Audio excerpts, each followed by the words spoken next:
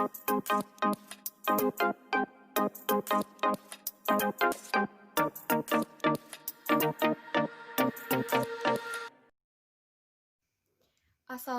warahmatullahi wabarakatuh. Selamat pagi Bu dan teman-teman semua.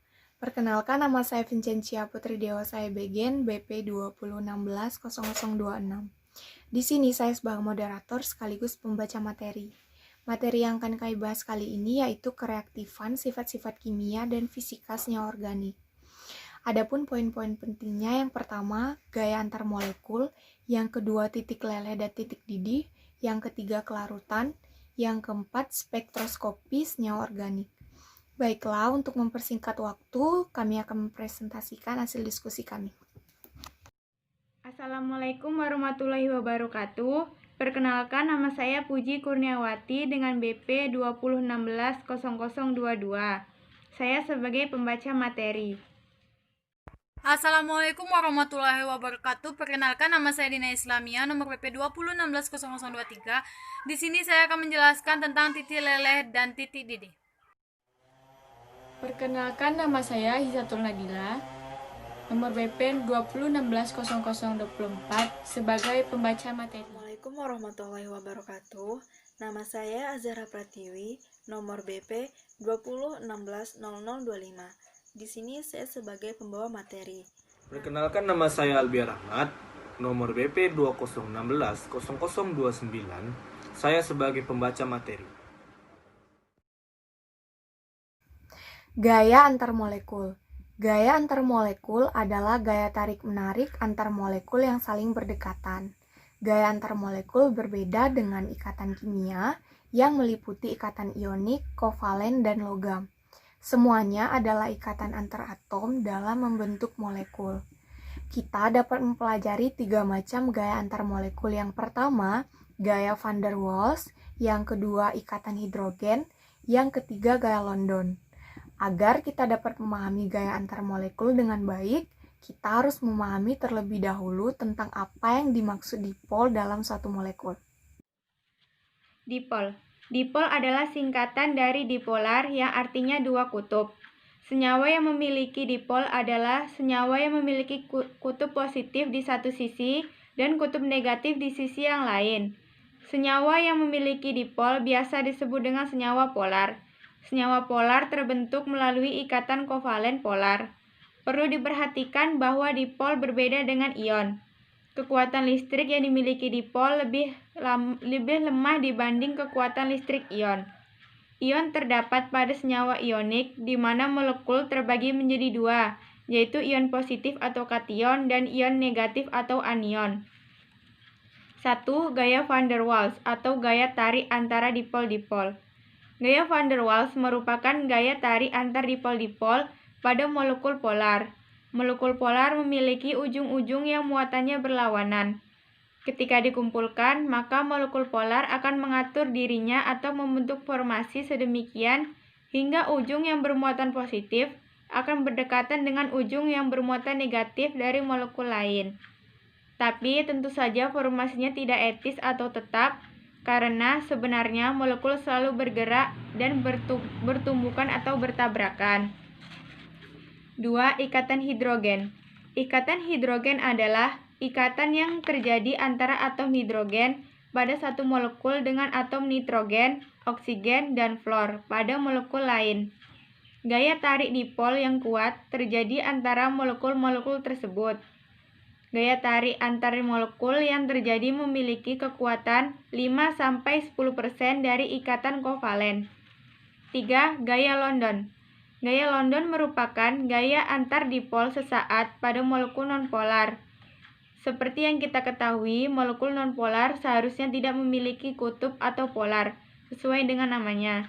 Namun, karena adanya pergerakan elektron mengelilingi atom atau molekul, maka ada saat-saat tertentu di mana elektron akan berkumpul atau terkonsentrasi di salah satu ujung atau tepi molekul. Sedangkan di tepi yang lainnya elektronnya kosong. Hal ini membuat molekul tersebut tiba-tiba memiliki dipol yang disebut dipol sesaat. Munculnya dipol ini akan menginduksi dipol tetangga sebelahnya. Leleh zat padat adalah suhu di mana zat tersebut akan berubah wujud menjadi cair. Titik leleh suatu zat padat tidak mengalami perubahan yang berarti dengan adanya perubahan tekanan. Pengaruh ikatan hidrogen terhadap titik leleh. Titik leleh tidak begitu besar karena pada wujud padat jarak antar molekul cukup berdekatan dan paling berperan terhadap titik leleh adalah berat molekul, zat dan bentuk simetris molekul. Dalam menentukan titik leleh suatu zat, ada pun faktor yang mempengaruhi cepat atau lambatnya zat tersebut meleleh. 1. Ukuran kristal. Ukuran kristal sangat berpengaruh dalam menentukan titik leleh suatu zat. Apabila semakin besar ukuran partikel yang digunakan, maka semakin sulit terjadinya pelelehan.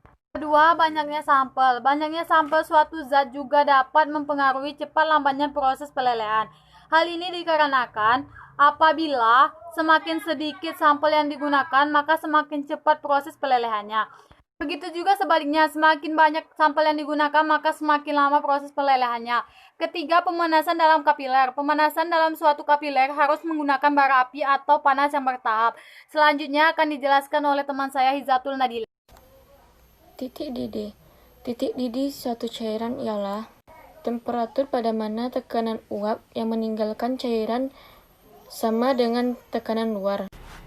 Adanya ikatan hidrogen antar molekul menyebabkan titik senyawa relatif lebih tinggi dibandingkan dengan senyawa lain yang memiliki berat molekul sebanding.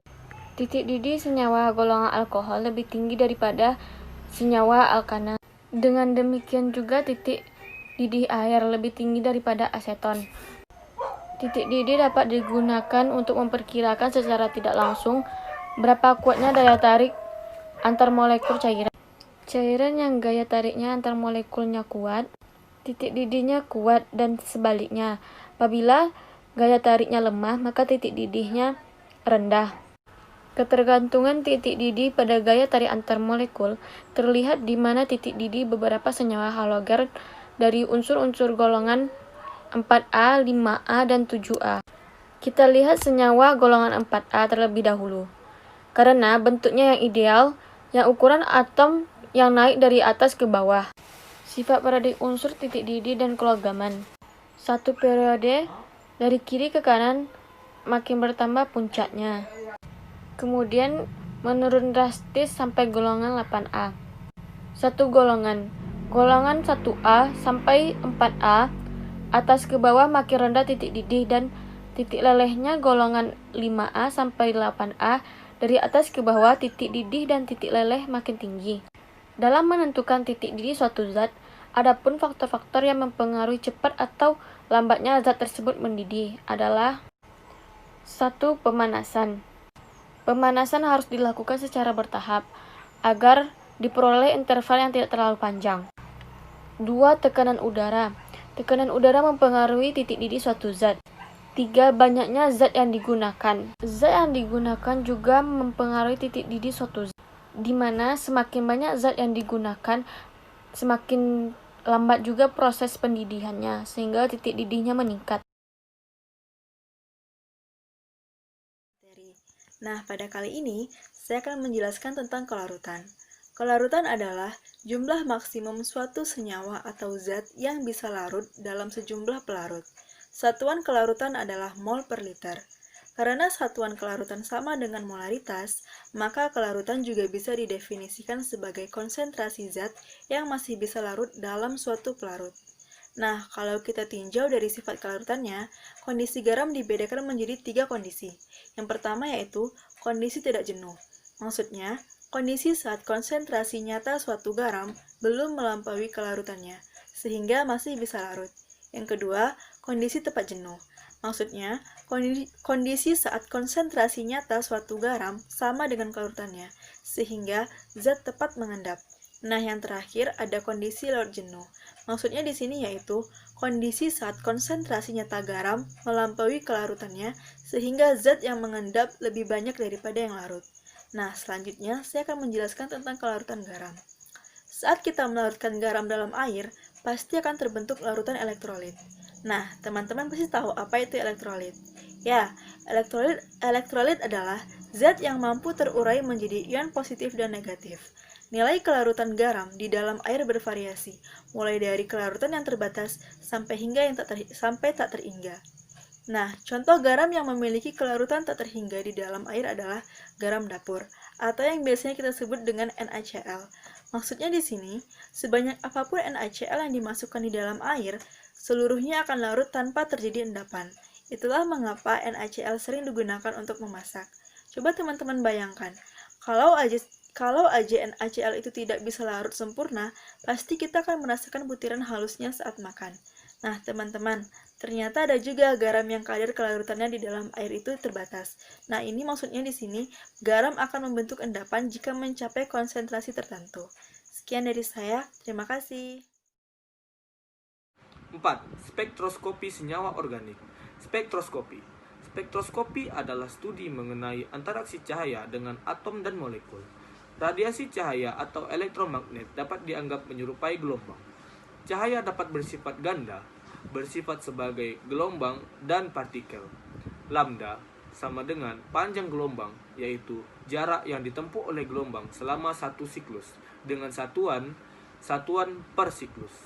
A sama dengan amplitudo gelombang, yaitu perpindahan maksimum dari poros horizontal. Satuan panjang. T, periode. Waktu yang dibutuhkan untuk satu siklus sempurna. Satuannya detik per siklus. U sama dengan frekuensi osilasi. Jumlah siklus dalam tiap detik. Satuannya siklus per detik atau hertz. Spektroskopi ultraviolet strip tampak. Molekul mempunyai tingkat energi elektron yang analog dengan tingkat energi elektron dalam atom. Tingkat energi molekul ini disebut orbital molekul. Orbital molekul timbul dari antaraksi orbital atom dari atom yang membentuk molekul itu. Keadaan dasar suatu molekul organik mengandung elektron-elektron valensi dalam 3 jenis orbital molekul, yaitu orbital sigma, orbital pi, dan orbital elektron bebas. Baik orbital sigma maupun orbital pi dibentuk dari tumpang tindih dua orbital atom atau hybrid. Masing-masing orbital molekul ini mempunyai suatu orbital sigma atau pi anti-ikatan yang berkaitan dengannya. Transisi elektron mencakup promosi suatu elektron dari salah satu dari 3 keadaan dasar, sigma, pi, atau elektron bebas, ke salah satu dari 2 keadaan eksitasi, pi atau sigma. Sekian presentasi kami. Jika ada salah kata, mohon maaf. Terima kasih.